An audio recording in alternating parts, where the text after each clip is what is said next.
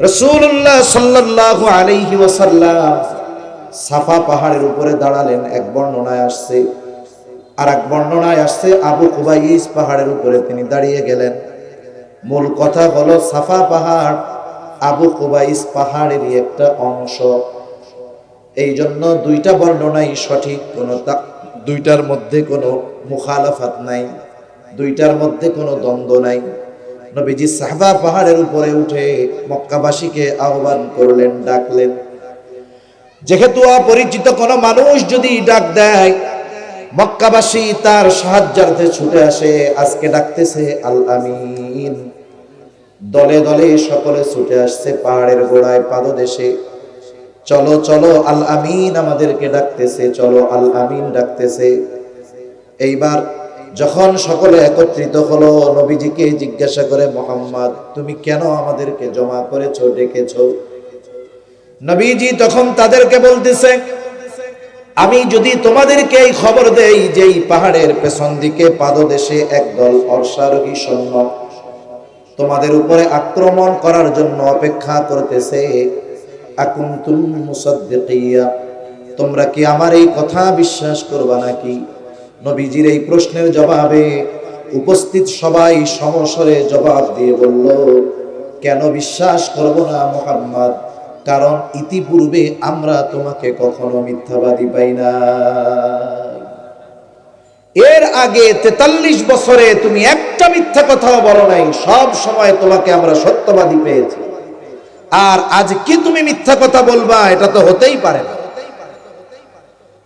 রাসূল আকরাম সাল্লাল্লাহু আলাইহি ওয়াসাল্লামের সত্যবাদিতার গুণের উপরে কাফেরদের কেমন আস্থা ছিল, এই জন্য তারা খুব ভালো মতো জানতো মিথ্যাবাদীর তাকমা দিয়ে মুহাম্মাদের কাছ থেকে মানুষদেরকে দূরে রাখা যাবে না।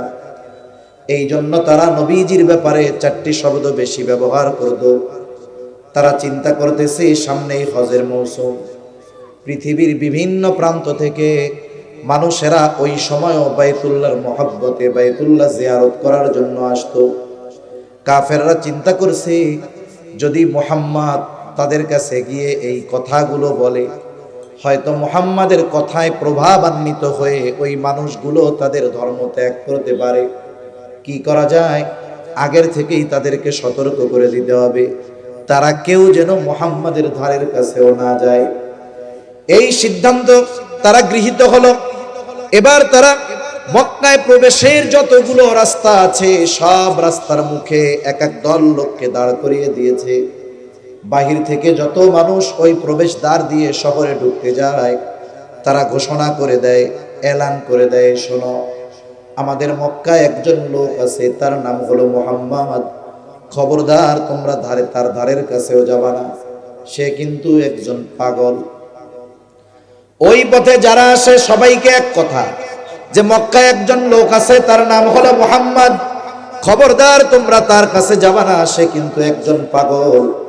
আর এক রাস্তায় প্রবেশদ্বারে আর এক দল দাঁড়ানো, যারাই প্রবেশ করে তাদেরকে তারা বলে, শোনো, মক্কায় একজন লোক আছে, তার নাম হলো মুহাম্মদ, সে কিন্তু একজন জাদুকর, খবরদার তোমরা তার ধারের কাছেও যাবা না।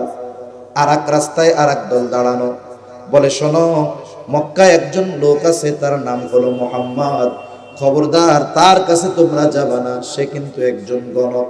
আর এক রাস্তায় দাঁড়ানো আর এক দল, যারাই আসে সে উঁচু আওয়াজে ঘোষণা করে, শোনো, মক্কায় একজন লোক আছে, তার নাম হলো মুহাম্মদ, খবরদার তোমরা তার কাছে যাবা না, সে কিন্তু একজন কবি। তার মানে দেখার আগেই সকলের কানে কাফেরদের মাধ্যমে মুহাম্মাদের নাম পৌঁছানোর ব্যবস্থা করে দিয়েছে কে? কমপক্ষে দেখুক আর না দেখুক, বুঝতে পারছে মুহাম্মদ নামে একজন আছে।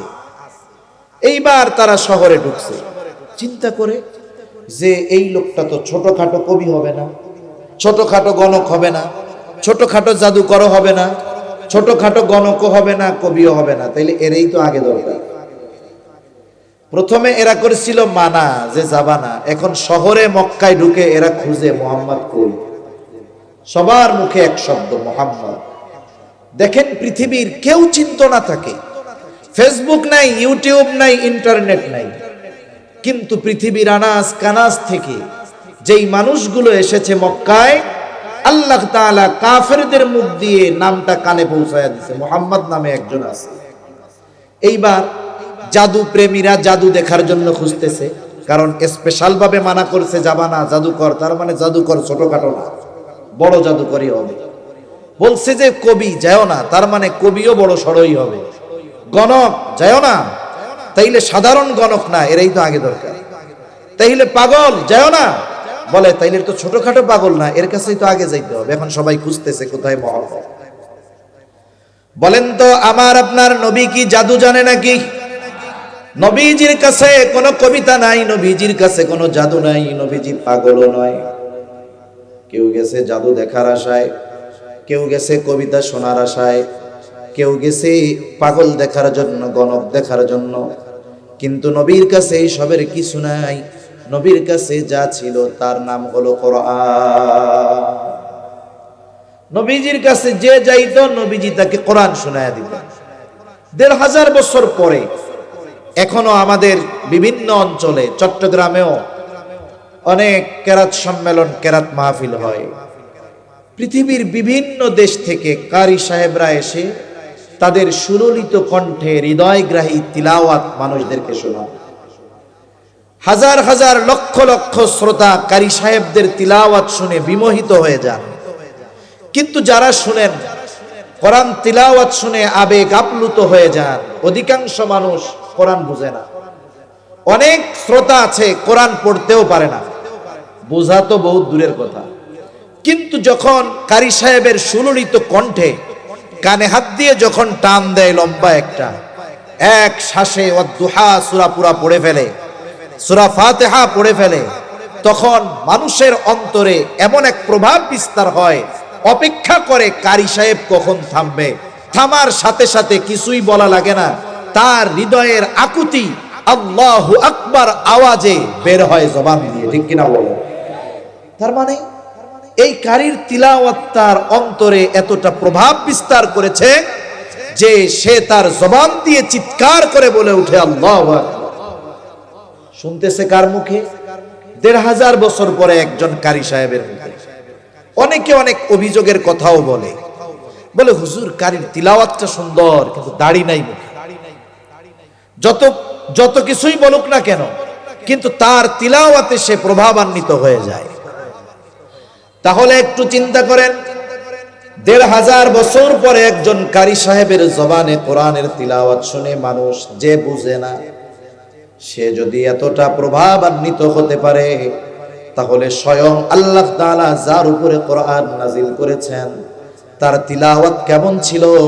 তার জবানের তিলাওয়াত যারা শুনতেছিল তারা কোরআন বুঝে না এমনটা নয়, যিনি পড়তেছেন তিনি কোন পর্যায়ের, যারা শুনতেছেন তারা কোন পর্যায়ের, চিন্তা করার বিষয়। যখন তারা নবীজির জবানে কোরআনের তিলাওয়াত শুনতো, যাইতো গেছে জাদু দেখার জন্য, গেছে গণক দেখার জন্য, গেছে কবিতা শোনার জন্য, নবীর জবানে তিলাওয়াত শুনে অনেকের অন্তরে ঈমানের নূর প্রজ্বলিত হয়ে যাইত। তাহলে যে কথার থেকে গেলাম যে কাফেররা আমার আপনার নবীজির চারিত্রিক ব্যাপারে অপবাদ দেওয়ার দুঃসাহস করে। বাস্তবতা হলো আমার মতো হুজুরের ব্যাপারে যদি কেউ অপবাদ দেয়, যারা আমাকে মহব্বত করে তারা বলবে যে হতেও পারে, আর এক গ্রুপ বলবে না মনে হয় এমনটা উনি করতে পারে না। তার মানে আমার ব্যাপারে অপবাদ দিলে আমার হিতাকাঙ্ক্ষী, শুভাকাঙ্ক্ষী, আমাকে মহব্বত করার মানুষ কমে যাবে। কিন্তু আল্লাহর কসম, সারা পৃথিবীর সব ইসলাম বিদ্বেষীরা যদি একজোট হয়ে নবীর চরিত্রের ব্যাপারে অপবাদ দেয়, আল্লাহর কসম, যার অন্তরে যাররা পরিমাণ ঈমান আছে তার অন্তর থেকেও বিন্দু পরিমাণ নবীর প্রতি মহব্বত কমবে না। অন্যদের নামে অপবাদ দিয়ে মহব্বত কমানো যায়, কিন্তু নবীর নামে যদি কেউ অপবাদ দেয় মহব্বত তো কমবে না, বরং যার অন্তরে যাররা পরিমাণ ঈমান আছে সেও ওই অপবাদ যিনি দিয়েছেন তার ব্যাপারে সর্বোচ্চ প্রতিবাদ সে করবে, ঠিক কিনা বলে? যদি জীবন দিতে হয় দিয়ে দিবে। এজন্য আমরা অনেক সময় দেখি যে রাসূল আকরাম সাল্লাল্লাহু আলাইহি ওয়াসাল্লামের ব্যাপারে যদি কেউ কোনো কথা বলে, তার চরিত্রের ব্যাপারে অপবাদ দেওয়ার দুঃসাহস যদি কেউ করে, অনেক যুবক তাদের বুককে বুলেটের সামনে পেতে দিতে দ্বিধাদ্বন্দ্বের মধ্যে পড়ে না, ঠিক কিনা বলে? অধিকাংশ সময় দেখবেন কারা যায়, হুজুর যদি আগে যাইতে চায়, ইমাম সাহেবরে বলে হুজুর আপনি পিছনে যান, আমরা আছি। খোঁজ নিয়ে দেখবেন হয়তো ছেলেটা ভালো মতো সুন্নাত পালন করে না, হয়তো ঠিক মতো নামাজ পড়ে না, কিন্তু নবীজির ব্যাপারে যদি কেউ কিছু বলে সহ্য করতে পারে।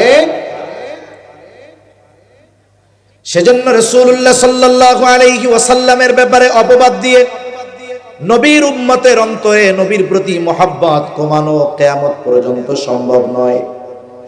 এখন কথা হলো, তাহলে নবীর ব্যাপারে অপবাদ দিলে আমাদের প্রতিবাদ করার কি দরকার, যেহেতু নবীর কোনো সম্মান ক্ষুণ্ণ হচ্ছে না? অনেকে বলতে পারে, তাদের জিজ্ঞাসা করি, যদি আপনার বাবার চরিত্রের ব্যাপারে যদি কেউ অপবাদ দেয়, আপনার নেতার চরিত্রের ব্যাপারে যদি কেউ অপবাদ দেয়, আপনি কি বসে থাকবেন নাকি? আপনি সুস্থ সবল, আপনার বাবার চরিত্রের ব্যাপারে যদি কেউ অপবাদ দেয় আর আপনি যদি চুপ করে বসে থাকেন, মানুষ আপনাকে বলবে এটা একটা নালায়েক, এটার বাপের প্রতি কোনো মহব্বত নাই।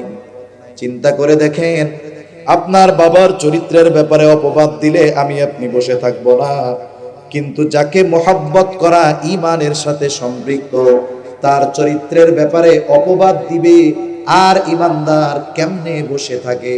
ঈমান যার আছে সে কখনো বসে থাকতে পারে না। এজন্য নবীজি সাল্লাল্লাহু আলাইহি ওয়াসাল্লামের চরিত্রের উপরে অপবাদ দিলে সম্মান কমবে না, কিন্তু বিষয়টা হলো আমাদের, আমরা যদি চুপ করে বসে থাকি, মেনে নেই, তাহলে তো আমাদের ঈমানের 12টা বেজে যাবে, ঠিক কিনা বলেন? এজন্য রাসূল আকরাম সাল্লাল্লাহু আলাইহি ওয়াসাল্লামকে আমরা মুহাব্বত করি, এই মুহাব্বতের দাবি এটা। নবীজির ব্যাপারে কেউ অপবাদ দিলে পিছু হটা যাবে না। নবীজির চরিত্রের ব্যাপারে বিভিন্ন কথার মাধ্যমে অপবাদ দেওয়ার দুঃসাহস করে ইসলাম বিদ্বেষীরা। যেমন একটা কি বলে 25 বছরের একজন যুবক বিবাহ করেছে 40 বছরের একজন নারীকে। আগে যার 2 জায়গায় বিবাহ হয়েছে, 2 জন স্বামী ইন্তেকাল করেছে, একজন 25 বছরের যুবক 40 বছর বয়স্ক একজন মেয়েকে বিবাহ করতে পারে? নবীর ব্যাপারে ওরা বলে নাউজুবিল্লাহ, নবী নাকি সম্পদের লোভে বিয়ে করেছে, নাউজুবিল্লাহ বলে। অথচ বাস্তবতা কি? নবীজি খাদিজাতুল কুবরা রাদিয়াল্লাহু তাআলা আনহাকে বিবাহের প্রস্তাব নিজের থেকে দেনই নাই। ইতিহাস থেকে শোনায় আপনাদের, খাদিজাতুল কুবরা রাদিয়াল্লাহু তাআলা আনহার 2 জন স্বামী ইন্তেকালের পরে উনি মোটামুটি দৃঢ় প্রতিজ্ঞাবদ্ধ হয়েছেন তিনি আর বিবাহ শাদী করবেন না। স্বামীদের থেকে যেই সম্পদ পেয়েছেন, বাবার থেকে কিছু সম্পদ, এগুলো দিয়ে উনি ব্যবসা শুরু করলেন। তিনি একজন বুদ্ধিমতী নারী ছিলেন, বিদুষী নারী ছিলেন। অল্প দিনের মধ্যেই তিনি একজন প্রতিষ্ঠিত ব্যবসায়ী হিসাবে প্রসিদ্ধি লাভ করলেন। ওনার চরিত্র এত সুন্দর ছিল, ওই জাহেলিয়াতের সময় খাদিজাতুল কুবরা রাদিয়াল্লাহু তাআলা আনহার উপাধি ছিল তাহেরা, পুত পবিত্রা। পৃথিবীর বিভিন্ন জায়গা থেকে বড় বড় সম্পদশালীরা, অনেক বড় বড় রাজা বাদশারা ওনাকে বিবাহের প্রস্তাব দিয়েছেন, উনি নাকচ করে দিয়েছেন। ওনার কথা, আমি বাকি হায়াত এভাবে কাটাতে চাই, আমি আর কারো বিবাহ বন্ধনে আবদ্ধ হব না। ব্যবসায়ও তিনি বড় খ্যাতি অর্জন করলেন।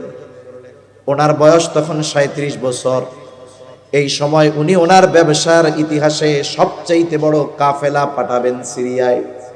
ওনার ব্যবসা ছিল এক্সপোর্ট ইম্পোর্টের ব্যবসা। তার মানে মক্কার বা আরবের, মক্কার যেই পণ্যগুলোর চাহিদা সিরিয়ার বাজারে ছিল, ওই পণ্যগুলো দিয়ে তিনি সিরিয়াতে পাঠাতেন। আবার সিরিয়ার যেই পণ্যগুলোর চাহিদা মক্কার বাজারে, ওইগুলো সিরিয়া থেকে কিনে আনতেন। দেখা যাইতো এতে ব্যবসা ভালো হইতো। এইবার তিনি বড় এক কাফেলা পাঠাবেন, প্রস্তুতি অনেক বড়।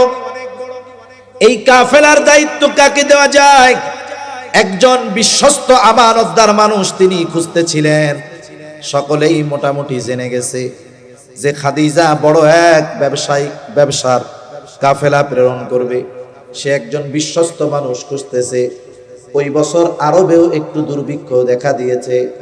আবু তালেব চিন্তা করলেন, তাহলে এই দায়িত্বটা যদি মুহাম্মদকে দেওয়া হয় খুব ভালো হবে।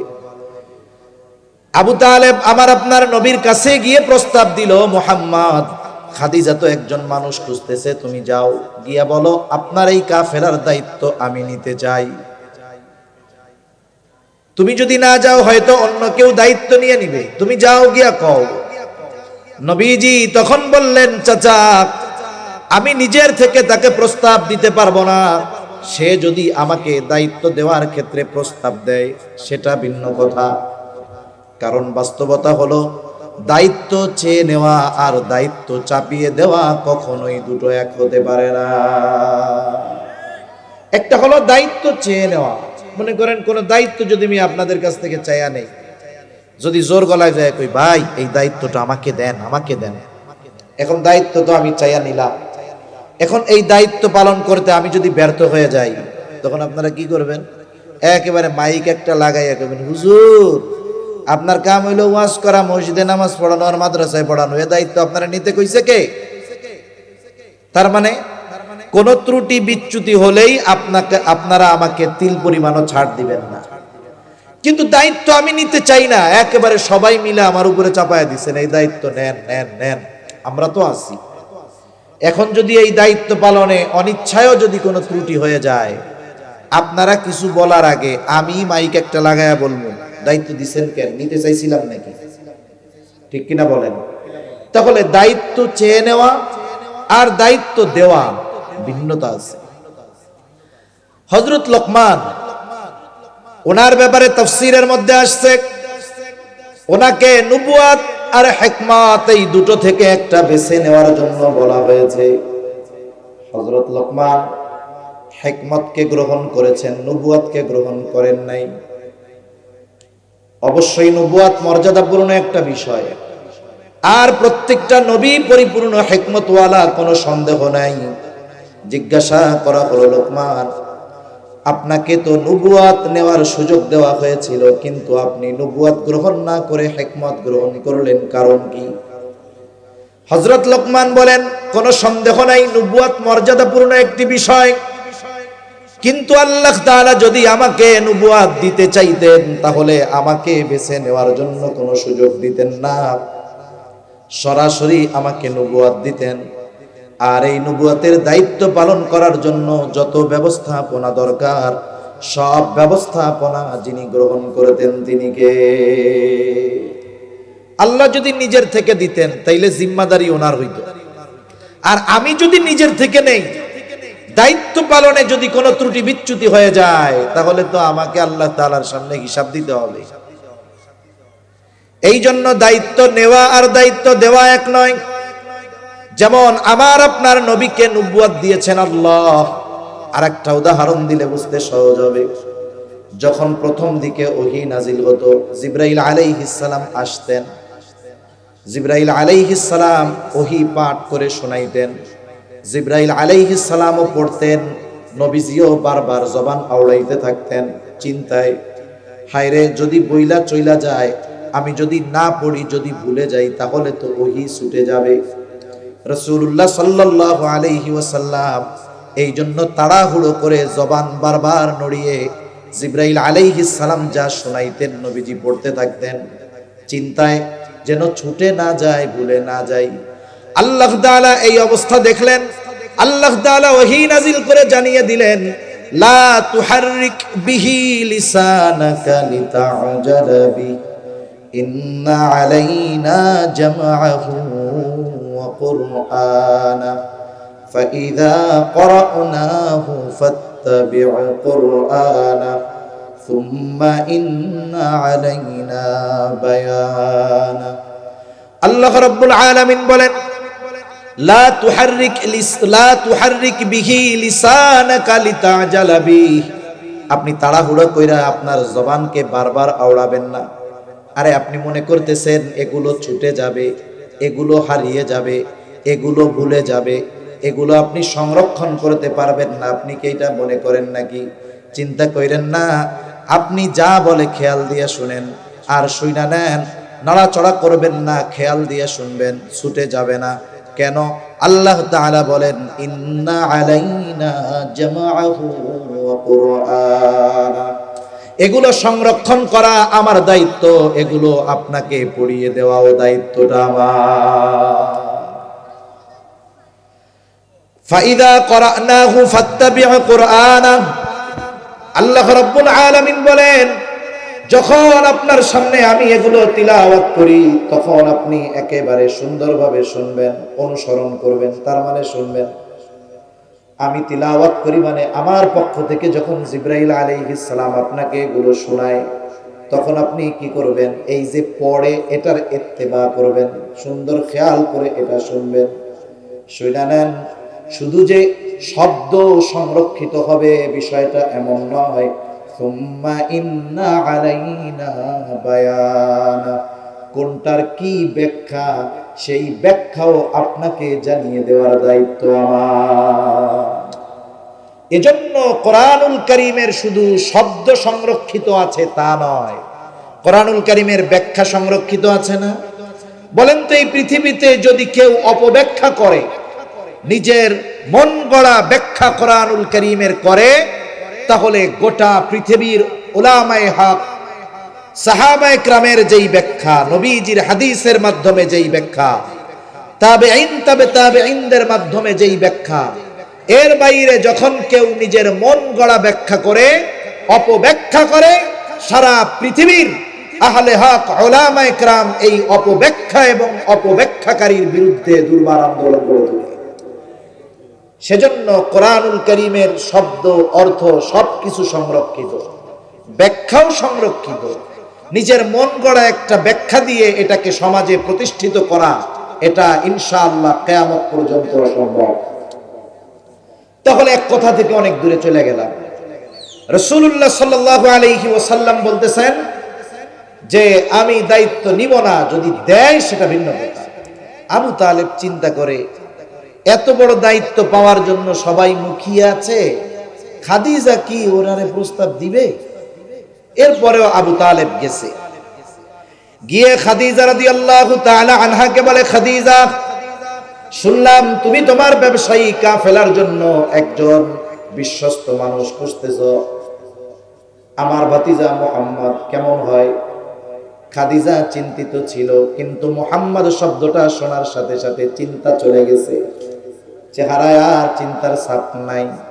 বলে, মুহাম্মদ যদি এই দায়িত্ব নেয় এর চাইতে উত্তম আর কোনো কিছুই হতে পারে না। তার মানে খাদিজাও চায় এরকম একজন মানুষ। আবু তালেব এবার বলতেছে, মুহাম্মদ দায়িত্ব নিতে পারে, তুমি যদি তারে প্রস্তাব দাও। খাদিজা জবাবে কি বলে? বলে, আবু তালেব, মুহাম্মদ ব্যতীত আপনি যদি অন্য কারো ব্যাপারে এই কথা বলতেন আমি জীবনেও মাইনা নিতাম না, কিন্তু মুহাম্মদকে এই বিষয়ের প্রস্তাব দিতে আমার কোনো আপত্তি নেই। খাদিজা ব্যবসায়ী কাফেলার দায়িত্ব নেওয়ার জন্য নবীজিকে অনুরোধ করলেন, নবীজি দায়িত্ব গ্রহণ করলেন। সফর শুরু হয়ে গেল। খাদিজা সফরে সকলের খেদমতের জন্য তার গোলাম মায়সারাকে দিয়া দিল। বলা হলো সবার প্রতি খেয়াল রাখবা, বিশেষ করে কাফেলার আমির মুহাম্মাদের উপর। সফর শেষ, মক্কা থেকে সিরিয়ায় গেছেন, যেই পণ্যগুলো নিয়ে গেছেন প্রায় দ্বিগুণ লাভে বিক্রি করেছেন। আবার যেই পণ্যগুলো মক্কার বাজারে চাহিদা, সিরিয়া থেকে কিনে আনছেন, মক্কার বাজারেও প্রায় দ্বিগুণ লাভে নবীজি বিক্রয় করলেন। সফল এক ব্যবসায়িক সফর নবীজির শেষ হলো। এইবার গোটা সফরের কারগুজারি শুনতেছে খাদিজা মায়সারার কাছ থেকে। সবার ব্যাপারে বলল, নবীজির ব্যাপারে স্পেশাল ভাবে কয়েকটা কথা মায়সারা খাদিজাকে বলছে। বলে, খাদিজা, গোটা আকাশ পরিষ্কার, কোথাও কোনো মেঘ নাই। প্রচন্ড রোদে দুপুর বেলায় যখন ওই তপ্ত রোদে আমরা পথ চলতাম, দেখতাম সর্ব অবস্থায় এক খণ্ড মেঘ মুহাম্মদকে ছায়া প্রদান করত। রোদে চলতেছি, কোথাও মেঘ নাই, কিন্তু একটা খণ্ড মেঘ মুহাম্মদকে ছায়া দিচ্ছে, সব সময় এটা দেখছে। এটা দুইজন ফেরেশতা তাদের ডানা দিয়ে নবীজিকে ছায়া দিত। বলে, আরেক জায়গায় মুহাম্মদ বিশ্রাম নিচ্ছে, গাছের ছায়ায় রোদের আলো থেকে বেঁচে গাছের ছায়ায় বিশ্রাম নিচ্ছে। স্বাভাবিক সূর্য যখন সরে যাবে ছায়াও সরে যাবে। মোহাম্মদ বিশ্রাম নিচ্ছে, সূর্য সরে গেল কিন্তু ছায়া সরে না।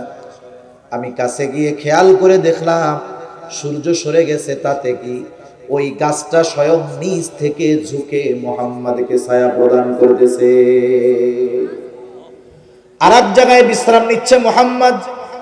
আমার সাথে একজন পাদ্রীর দেখা হয়ে গেল। পাদ্রী আমাকে সব পরিচয় জিজ্ঞাসা করলো। আমি সব পরিচয় দিলাম যে কুরাইশ বংশের হাশেমি গোত্রের সন্তান, নাম হলো এই, বাবার নাম এই, মার নাম এই, দাদার নাম এই। এইবার ওই পাদ্রী বলে, এই যুবকটা ভবিষ্যতে হয়তো নবী হবে। এইবার খাদিজা যখন শুনছে নবী হবে, নবীর কাছে ওহী আসার পরে নবীজিকে নিয়ে খাদিজা তার চাচাতো ভাই ওয়ারাকা বিন নওফেলের কাছে নিয়ে গিয়েছিল। কিন্তু ওই যে নবীজির বয়স যখন 22-23 বছর, ওই যে মাইসারার মুখে যখন শুনছে পাদ্রী বলছে এই যুবক নবী হতে পারে, মূলত ওই সময় খাদিজা ওয়ারাকা বিন নওফেলের কাছে গিয়া জিজ্ঞাসা করেছে, ভাই কোন নবী আসার সময় হয়েছে নাকি? ওয়ারাকা বিন নওফেল তখন বলতেছে, কিতাবের বর্ণনা অনুযায়ী একথা বোঝা যায় অচিরেই একজন মহামানবের আগমন ঘটবে। স্বাভাবিক নবী হওয়ার জন্য যত বৈশিষ্ট্য গুণাবলী দরকার আল্লাহ তাআলা নবুয়তির বহু আগে নবীদেরকে এগুলো দিয়া দেন। যখন এই কথা বলছে, খাদিজা আমার আপনার নবীর উপরে একটু আকৃষ্ট হয়ে গেছে। এবার বান্ধবীদের মজলিসে খালি মুহাম্মাদের প্রশংসা করে। বান্ধবীরা বলে, খাদিজা কি ব্যাপার, তুমি না বিবাহ শাদী করবা না, এখন মুহাম্মাদের কথা এত বলো কেন? তোমার কি মুহাম্মাদকে পছন্দ হয় নাকি? তাহলে বিবাহের প্রস্তাব দিয়া দাও। খাদিজা বলে, আমি যদি প্রস্তাব দেই আর মুহাম্মাদ যদি ফিরায়া দেয়, লজ্জার ব্যাপার, সে হয়তো আমাকে পছন্দ করবে না। এইবার ওই মেয়েটা বলে, তাহলে আমি তোমার পক্ষ থেকে প্রস্তাব দেই। খাদিজা বলে, প্রস্তাব দিও না, তুমি তার মনোভাবটা জানতে পারো, তবে আমার বিষয়টা তুমি গোপন রাখবা। এইবার ওই মেয়েটা গেছে নবীজির কাছে।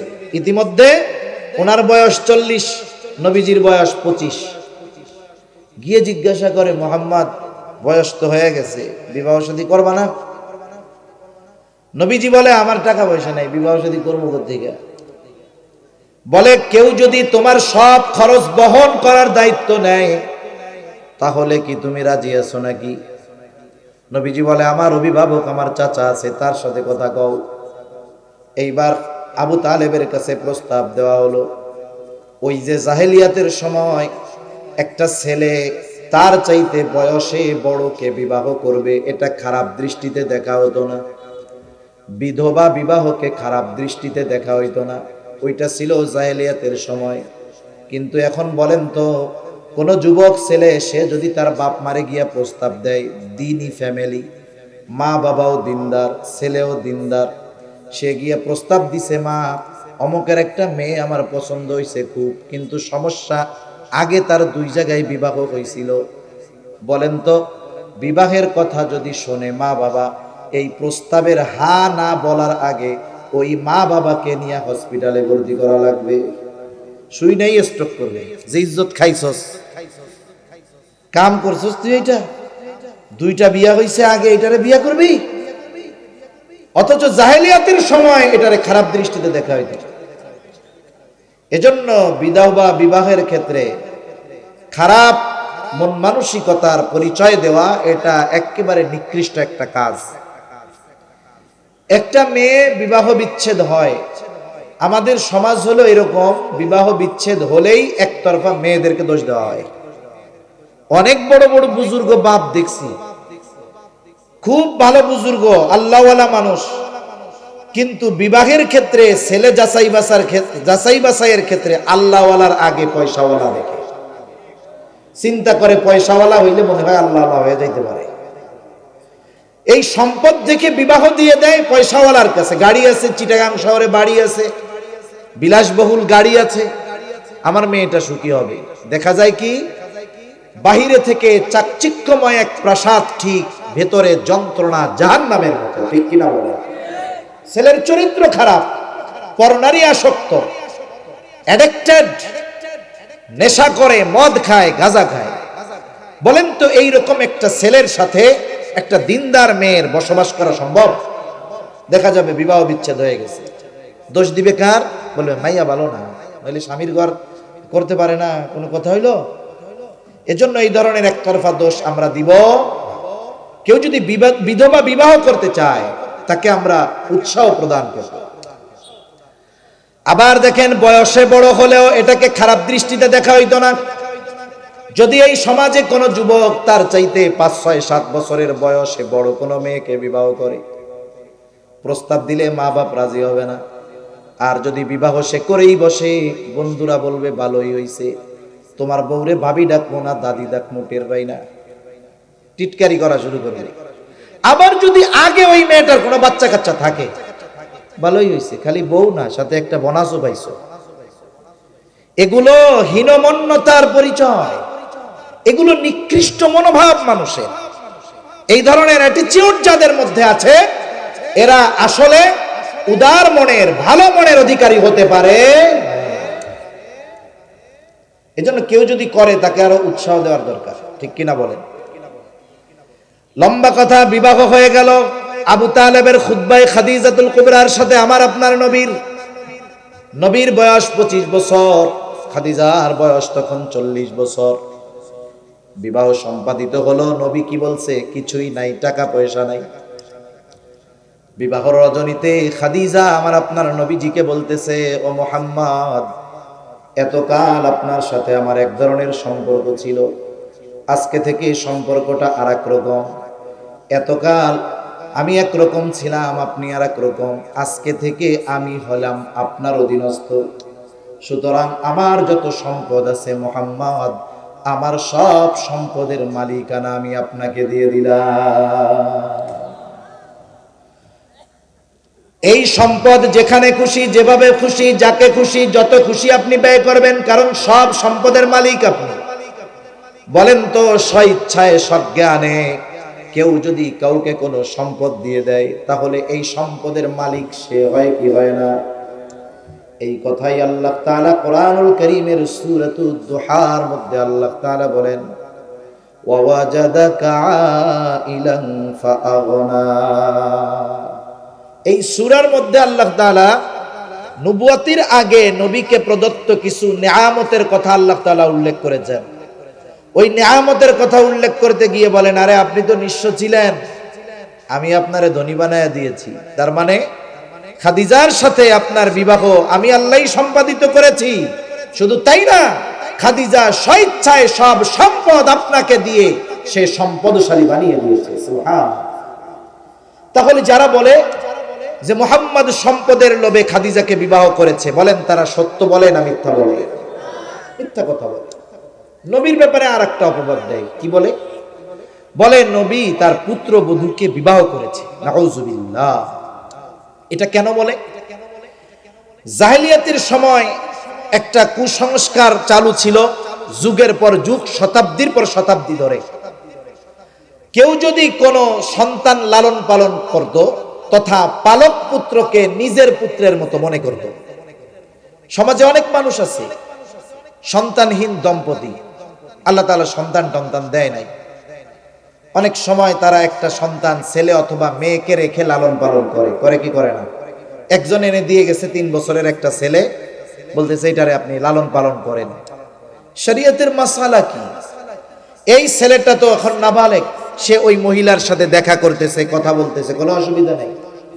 কিন্তু এই ছেলেটা যখন বালেগ হয়ে যাবে, প্রাপ্তবয়স্ক হয়ে যাবে, এইবার পালক মার সাথে সে আর দেখা করতে পারবে না, পর্দা করতে হবে।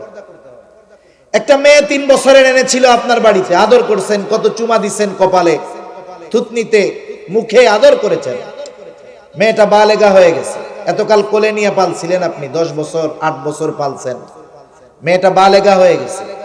এখন ওই পালক পিতা ওই মেয়ের সামনে, মেয়ে ওই পালক পিতার সামনে যেতে পারবে না।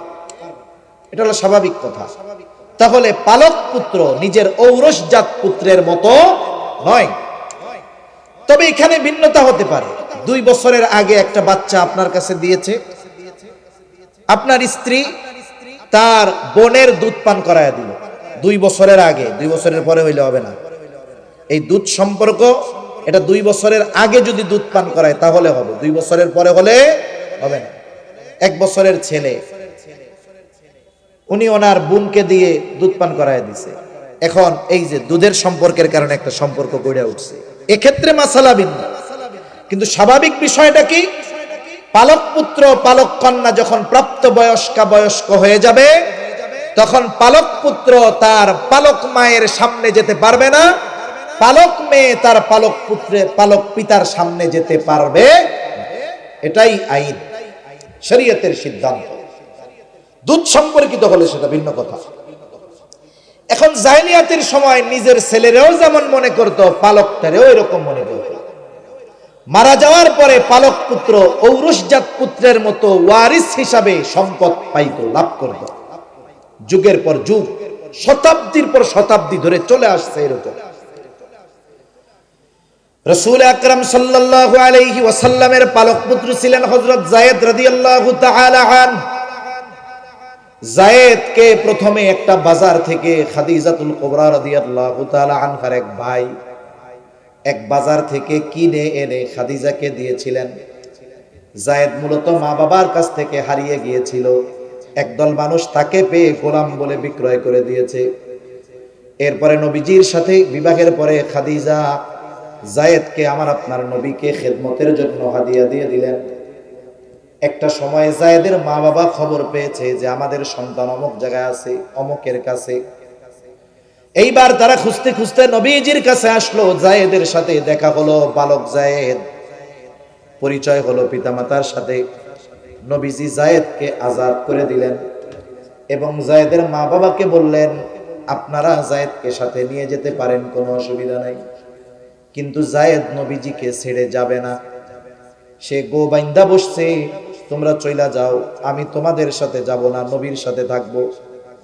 যখন জোর করেও মা বাবা নিতে পারে নাই, নবীজিও পাঠাতে পারেন নাই, নবীজি যায়েদের এই মোহাব্বতে মুগ্ধ হয়ে সবার সামনে ঘোষণা করে দিলেন, আজকে থেকে যায়েদ আমার সন্তান, পালক পুত্র যায়েদ আমার। এরপরে নবীজি সাল্লাল্লাহু আলাইহি ওয়াসাল্লাম তার ফুফাতো বোন যায়নাব বিনতে জাহাশের সাথে যায়েদের বিবাহ দিয়ে দিয়েছেন।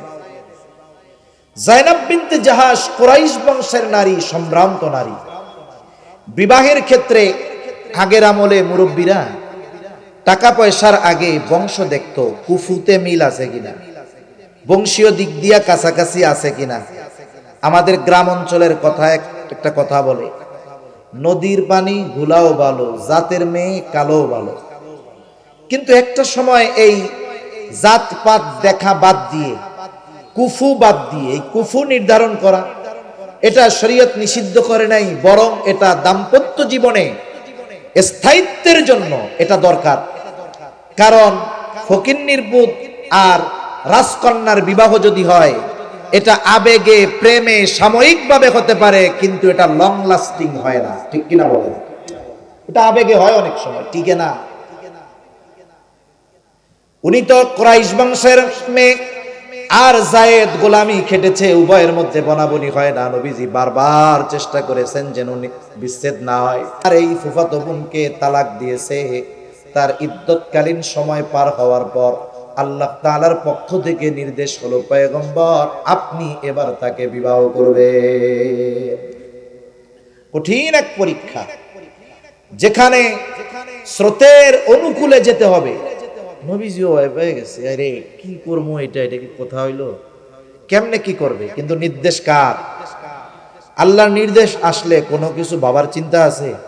কোনটা খারাপ কোনটা মন্দ, আল্লাহ যদি সিদ্ধান্ত দেয় কোনটা ভালো কোনটা মন্দ, এটা চিন্তা করার সময় আছে মানুষের? আল্লাহ তাআলা বলেন, আপনি এবার তাকে বিবাহ করবেন। মা কানা আলান নাবিয়্যি মিন হারাজিন ফীমা ফারাদাল্লাহু লা সুন্নাতাল্লাহি ফিল্লাযীনা খালাউ মিন ক্বাবল ওয়া কানা আমরুল্লাহি কদারাম মাকদুরা। দুনিয়ার মানুষ যা বলে বলুক, আপনি এটা করবেন, আল্লাহর পক্ষ থেকে নির্দেশ আসছে নবীর উপরে, এটা যে যা বলে বলুক, কোনো অসুবিধা নাই আপনার করতে, আপনি এখন করতে হবে এটা। কারণ কিছু কিছু সময় আছে বলার চাইতে করার মাধ্যমে এর প্রভাব বেশি হয়। একটা জিনিস বললো আর একটা জিনিস করলো, প্রভাব করার মাধ্যমে অনেক সময় বেশি হয়। কেমনে হয়? সময় লম্বা হয়ে যাচ্ছে, শেষ করে দিব আমি অল্প সময়ের মধ্যে। কেমনে হয়? যখন হুদাইবিয়ার সন্ধি যেই বছর হয়েছে, সাহাবাই কেরাম মক্কা থেকে মদিনা থেকে মক্কার উদ্দেশ্যে রওনা দিচ্ছেন। বিশেষ করে মুহাজির যারা, চিন্তা যে এই যে 5-6 বছর পরে একটু বাইতুল্লাহকে দেখবো চোখ দিয়ে, আত্মীয় স্বজনের কাছে যাব, খোঁজ খবর নিব। একেবারে 10 ভাগ রাস্তার 9 ভাগ তারা পাড়ি দিয়েছে, একেবারে বাইতুল্লাহর কাছাকাছি। এই টাইমে কাফেরদের সাথে একটা ঐতিহাসিক চুক্তি হয়েছে হুদাইবিয়া নামক কূপের কাছে। এজন্য এই সন্ধির নাম, চুক্তির নাম হুদাইবিয়ার সন্ধি। চুক্তির যতগুলো ধারা, দৃশ্যমান ভাবে প্রত্যেকটা ধারা ছিল কাফেরদের পক্ষে, মুসলমানদের বিপক্ষে। যখন সাহাবায়ে কেরাম ধারাগুলা দেখছে, দুঃখে শেষ, যে আরে সব ওদের পক্ষে, আমাদের বিপক্ষে। দুঃখে হযরত ওমর রাদিয়াল্লাহু তাআলা আনহু বলছে, রাসূলুল্লাহ আপনি আল্লাহর রাসূল নন যে ওরা যা বলল সব মাইনা নিলেন, ওদের পক্ষে দিয়া দিলেন? দেখা যাচ্ছে যে ওদের পক্ষে সব, আর আল্লাহ তাআলা বলেন চিন্তা করেন না, এটাই মহা বিজয়কে ত্বরান্বিত করবে। সুবহানাল্লাহ। সাহাবায়ে কেরাম খুব মন খারাপ করে বসে রয়েছে, সবাই উমরা করবে যাবে, পারল না, মন খারাপ, মন ভার। এবার নবীজি এসে উপস্থিত সবাইকে নির্দেশ দিলেন, তোমরা সবাই মাথা মুন্ডিয়ে ফেলো এবং যার কাছে যেই জন্তু আছে, প্রাণী আছে, কুরবানি দিয়ে ফেলো, মানে জবাই করে ফেলো। নবীজি এই কথা পর পর 3 বার বলছেন। কয়বার? জোরে বলেন না, কয়বার? 3 বার। সাহাবায়ে কেরাম এতটা অন্যমনস্ক যে নবীর এই কথা এনারা খেয়ালই করে নাই, সবাই ঠায় জায়গায় বসে রয়েছে। ওই সফরে নবীজির সাথে ছিলেন উম্মে সালামা রাদিয়াল্লাহু তাআলা আনহা। নবীজি উম্মে সালামা রাদিয়াল্লাহু তাআলা আনহাকে কথাগুলো বললেন। উম্মে সালামা রাদিয়াল্লাহু তাআলা আনহা বলেন, ইয়া রাসূলুল্লাহ, তারা হয়তো এই কারণে মন খারাপ, কিন্তু তারা আপনার আদেশ শুনতে পারার পরে পালন করবে না, এমনটা হতে পারে না। আপনি এক কাজ করেন, কিছু বলার দরকার নাই, আপনি আপনার জন্তুটা নিয়ে, ছাগলটা নিয়ে তাদের সামনে জবাই দিয়ে দেন। নবীজি এইবার নিজের প্রাণীটা নিয়ে, ছাগলটা নিয়ে সাহাবায়ে কেরামের সামনে নিজে যখন জবাই করে দিলেন, আর কিছুই বলা লাগে নাই, সাথে সাথে সকলে উঠে গেল মাথা মুন্ডিয়ে, সকলের সাথে যেই জন্তু ছিল সবগুলো কোরবান করে দিল।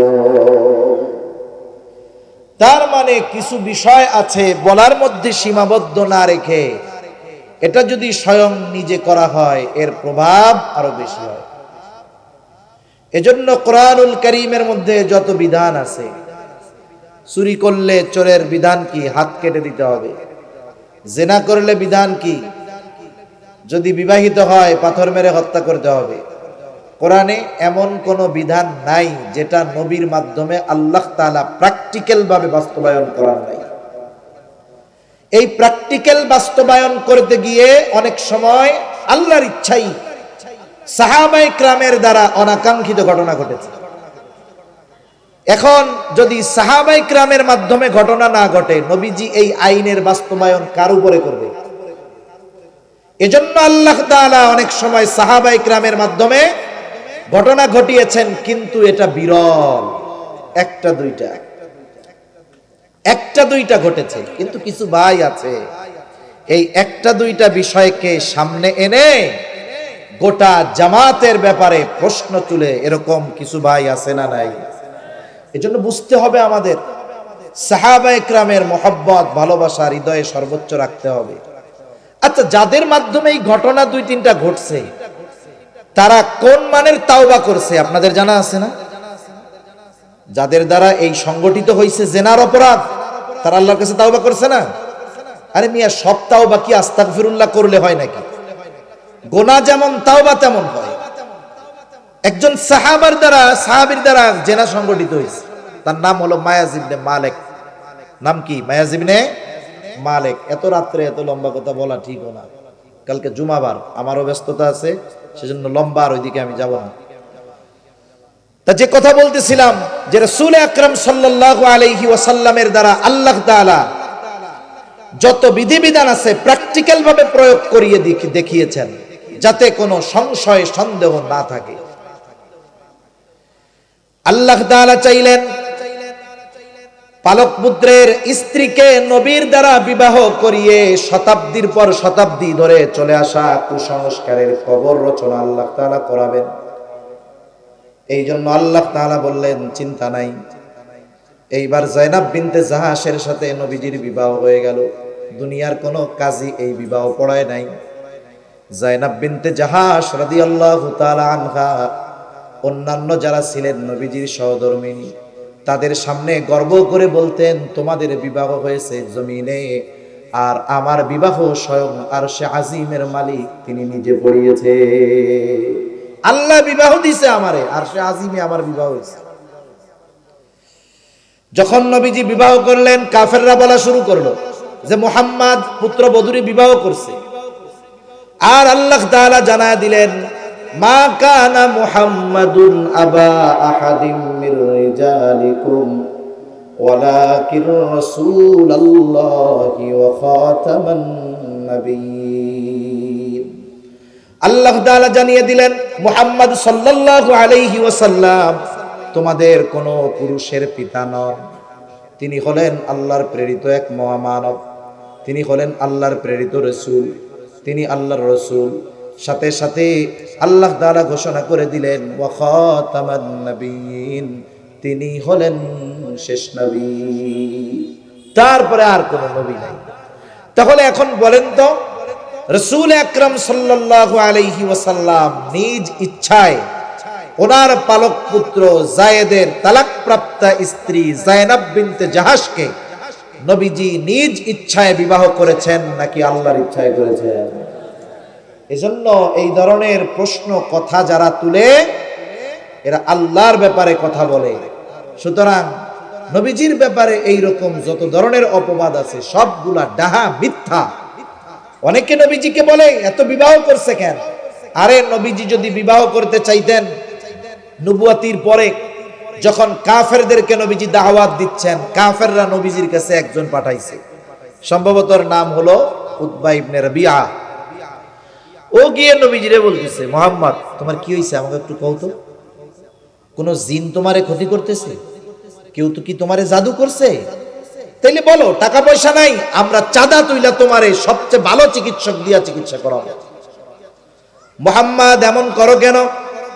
তুমি কি আরবের সবচাইতে বড় ধনী হতে চাও? তাহলে বলো, তোমাকে আরবের সবচাইতে বড় ধনী বানায় দিব। ও মুহাম্মদ, তুমি কি নেতা হতে চাও? তাহলে তোমাকে আমরা গোটা আরবের নেতা বানায় দিব। ও মুহাম্মদ, এমন করো কেন? তুমি কি কোনো কন্যা চাও? আমাদের প্রত্যেকের ঘরের দরজা তোমার জন্য খোলা থাকবে, যার কন্যা তোমার পছন্দ তুমি তাকেই গ্রহণ করতে পারবা। এই সুযোগ, এই অফার আমার আপনার নবীজিকে দিয়েছে। এই নবীকে যদি বলে উনি নারী লোভে বিবাহ করছে, নাউযুবিল্লাহ। নবীজি একাধিক বিবাহ করেছেন কেন?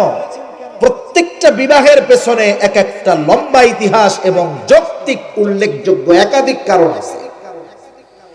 নবীজি যদি চাইতেন বিবাহ করবেন, যতগুলো বিবাহ করেছেন একজন মাত্র কুমারী আয়েশা সিদ্দিকা রাদিয়াল্লাহু তাআলা আনহা, আর বাকি সবাই যারা ছিল এক বা একাধিক বিবাহ প্রত্যেকের ছিল। শুধু তাই না, অনেকে অপবাদ দেয় যে একেবারে কম বয়সী একটা মেয়েরে বিবাহ করছে। রবীন্দ্রনাথ তো করছে, এটারে দোষ দাও না কে? ঈশ্বরচন্দ্র বিদ্যাসাগর করছে, এটাকে বাদ দাও না কেন? আচ্ছা, ঈশ্বরচন্দ্র বিদ্যাসাগরকে বলো না কেন? এদের ক্ষেত্রে বলতে আর ভাল লাগে না। রাসূল আকরাম সাল্লাল্লাহু আলাইহি ওয়াসাল্লাম একজন কুমারী মেয়েকে বিবাহ করেছেন, আয়েশা সিদ্দিকা রাদিয়াল্লাহু তাআলা আনহাকে। ঘরে তুলছেন কখন? যখন 9 বছর বয়স, বালেগা যখন হইছেন। এটা তো উম্মতের রমণীদের জন্য বিশেষ রহমত। কারণ একটা নারী, একটা মেয়ে যখন প্রাপ্তবয়স্কা হয়, বলেন তো শরীয়তের নির্দেশনা আছে না নাই? ওই সময় কি করতে হবে, কি করা যাবে, কি করা যাবে না, কে নির্ধারণ করে দিবে? রাসূল আকরাম সাল্লাল্লাহু আলাইহি ওয়াসাল্লাম তিনি তো শুধু একজন জীবন ব্যবস্থার প্রচারক নয়, তিনি একজন ধর্ম প্রচারক নয় শুধু নবী, তিনি একজন ধর্ম প্রণেতা, একজন আইনজীবী। আর আইন প্রণেতার মধ্যে তফাৎ আছে। আইন প্রণেতার আইনগুলোকে ব্যবহার করে আইনজীবীরা আদালতে কাজকাম করে। নবীজি হলেন আইন প্রণেতা। সেজন্য পার্সোনালি মেয়েদের যত মাসলা মাসাইল আছে আয়েশা সিদ্দিকা রাদিয়াল্লাহু তাআলা আনহা থেকে সব আমাদের উম্মতের নারীরা জানতে পারছে। এজন্যই তো আবু হুরায়রা রাদিয়াল্লাহু তাআলা আনহুর পরে সর্বাধিক হাদিস বর্ণনাকারী একজন নারী তিনি হলেন আয়েশা সিদ্দিকা রাদিয়াল্লাহু তাআলা আনহা। তিনি 2200-র উপরে হাদিস নবীজির থেকে বর্ণনা করেছেন। বেশিরভাগ হাদিস নারী সম্পৃক্ত এবং ঘরোয়া বিষয়াবলী সম্পন্ন।